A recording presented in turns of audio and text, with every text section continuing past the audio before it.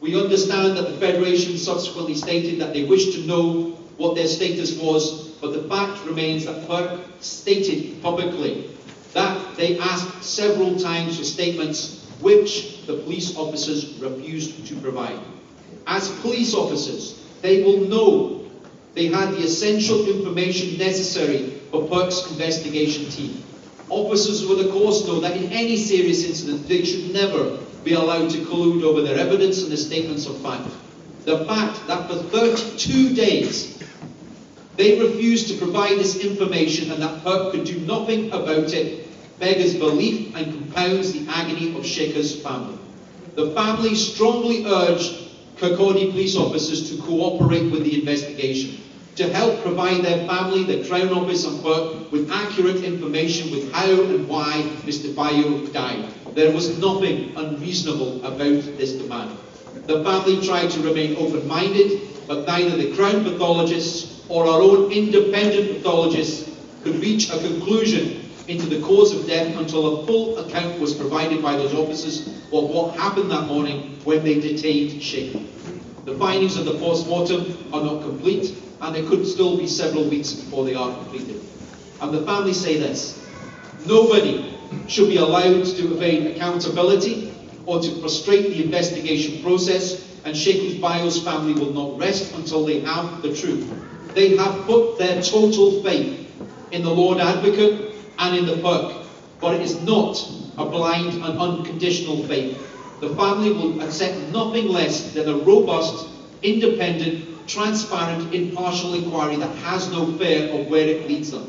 The family appreciate that this is the most serious incident that PERC has ever had to deal with since its inception in 2013, but there can be no more room for naivety about the task that they face.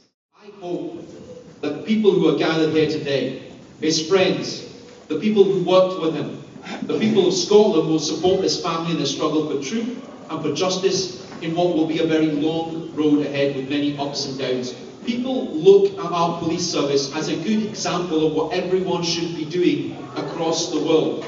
But to be the best, to be the guardians of law and order, they need to act as public servants as well as earn our respect.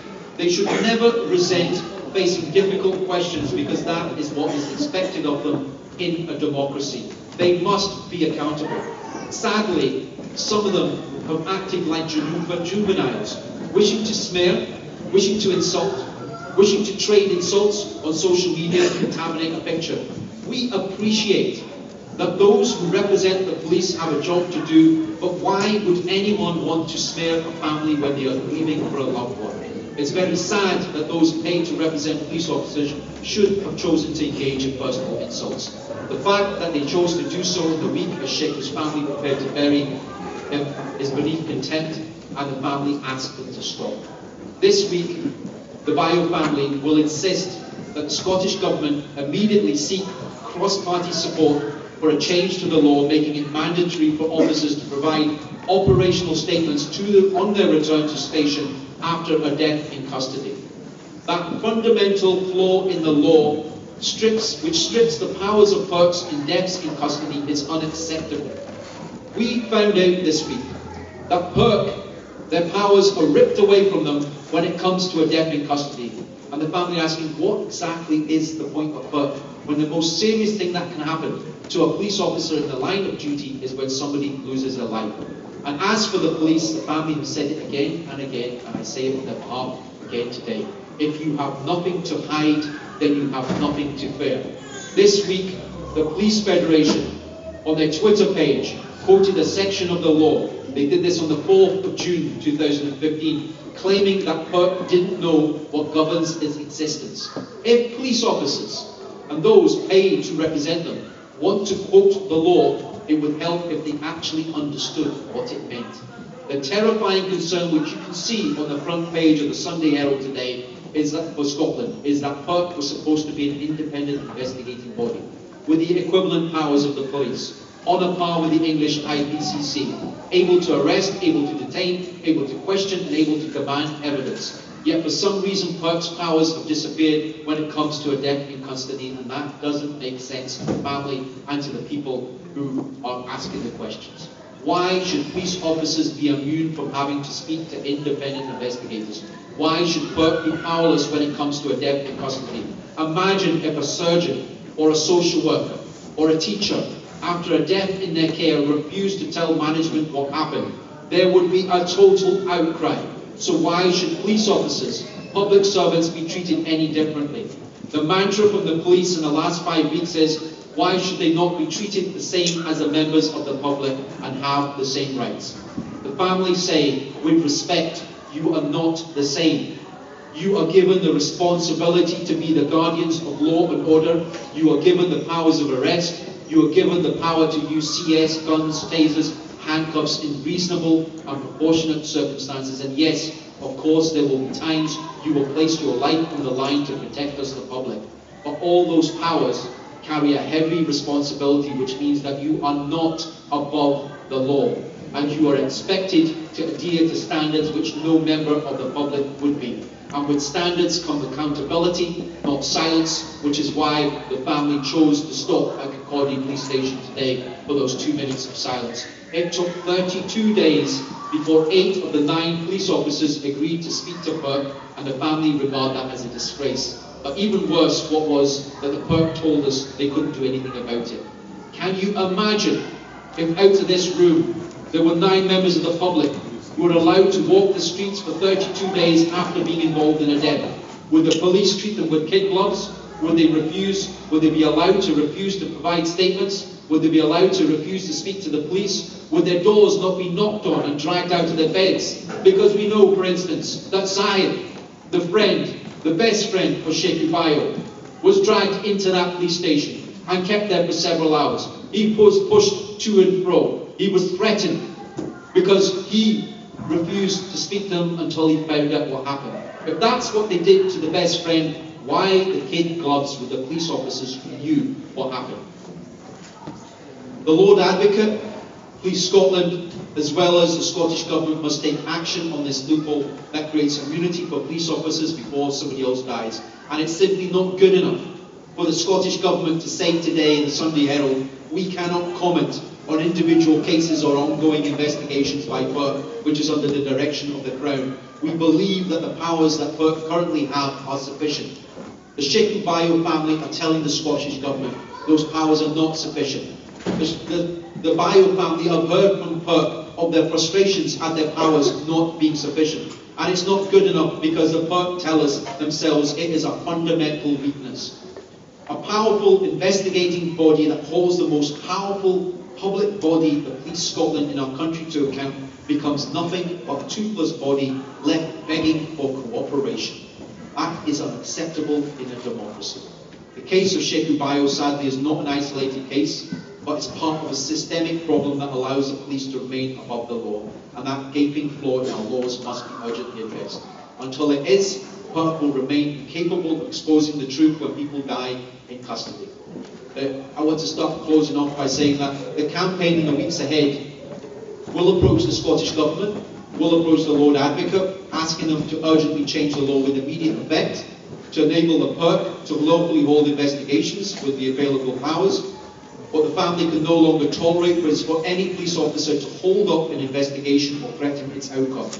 No family should ever have to go through the burden of losing a loved one in police custody and then to find that the system fails them. The police should realise that they are our public servants and not our masters. And no family should ever have to rely on their own efforts to make sure the full facts about deaths are established and those responsible for deaths are held to account. 1. Family states Sheku Bayoh was a fit and healthy man who lost consciousness less than 15 minutes after being engaged by the police. How and why did Sheku, who appeared to be physically healthy, come to suddenly die in this way? 2. The level of force used on Sheku Bayoh, was it reasonable and was it proportionate?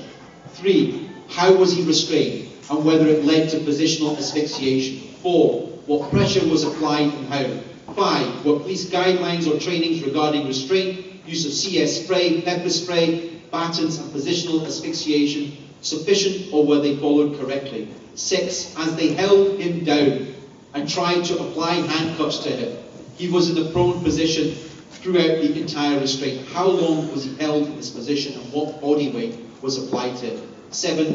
Why was there an absence of leadership from the moment that Sheku lost his life? 8. Who ordered the police officers to systematically lie to Colette and Sheku's family over the course of the next 7 hours? And 9. Why did the police take control of Colette and Sheku's house under false pretenses? And 10. The family want to know whether it was appropriate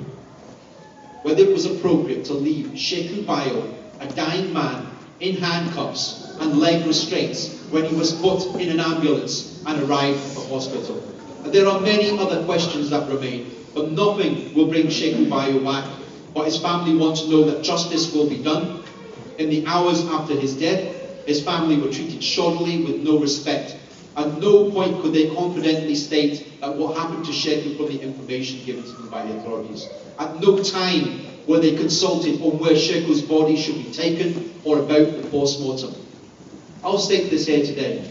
Sheku's family asked for the post-mortem not to be carried out until his mother, Aminata, had arrived in Scotland. She arrived on Tuesday, and when they sat at my office, I phoned the Burke, only to be told then that the post-mortem had happened already the day before, leaving the family distraught. At no time were the decisions perceived as being more important than those of the institutions, even though Sheku Bayoh doesn't belong to an institution. He was part of the Bayoh family. And I want to conclude by saying this. Sheku's mother, Aminata, wants people to think of her only son not as a man who died following a struggle with the police. She wants people to remember him as a bright young man who any parent would have been proud of. He was a wonderful son, he was a wonderful brother, a wonderful uncle, a good friend, a loving partner to Colette, and a shining example of what any child would want in a father. As a parent myself of 3 young children, I know how much pain as a parent you feel when your child falls, when your child bleeds, or when they're sick, and when they're burning up through the night with a temperature. I cannot imagine, because I know as a parent you desperately want your child to be okay, I cannot imagine what a mother must feel when she loses her only boy, knowing that she will never see him again. And sadly, he is not by any means the first man to die in police custody. But if anything, I hope that Sheku Bayoh's name does not fade from memory, and that one day the name of Sheku leaves us a legacy that his children can be proud of. I hope, Sheku, as you look down at us today, that you are proud of the love for you, that one day you will be able to rest in peace, but there can be no peace until there is justice. Because without truth, there can be no justice, and that is what his family is fighting for. Thank you.